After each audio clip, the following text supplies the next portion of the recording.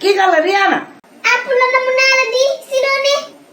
maa la raw ay waay Rihanna mu ngi nii waay léegi danga kees sax danga leer nañ xanaa danga am xaalis ka dañu xaalis. Apu la nag yow bàyyi tooñ nag man damaa yàgg leer. waaye yow foo nekkoon bi ma la gëjee gis ak léegi dem na fukk ak ñaari weer de. mais Poulo man nag nekkuma woon Sénégal je suis dans le business et les affaires. kon yow léegi danga def business dugal génne Rihanna ay waay Rihanna. mais bien sûr d'ailleurs Arabie Saoudite laa jóge. Cristiano Ronaldo moo ma invité woon pour ma dem seetaan benn match Al Nassr. Al Nassr bi Sadio Mané. waaw Cristiano Ronaldo c'est un partenaire. d'ailleurs dama ko wax indi Sénégal sax pour mu def visite touristique. genre mu dem visiter parc Hann et alentour. deet noppi mu naan kii ak seen pakk waa kër boole ko seen waa kër ay pakk lañ.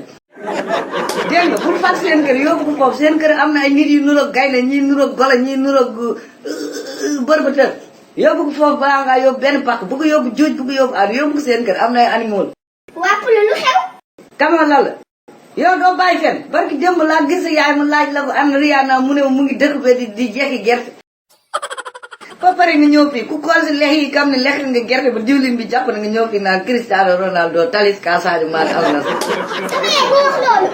noppi ngay fen fii sa bopp bu réy bi li mel ni ndaalu dëmm yi fi ñuy naan di galas ndiku sa bopp bu ñaaw bi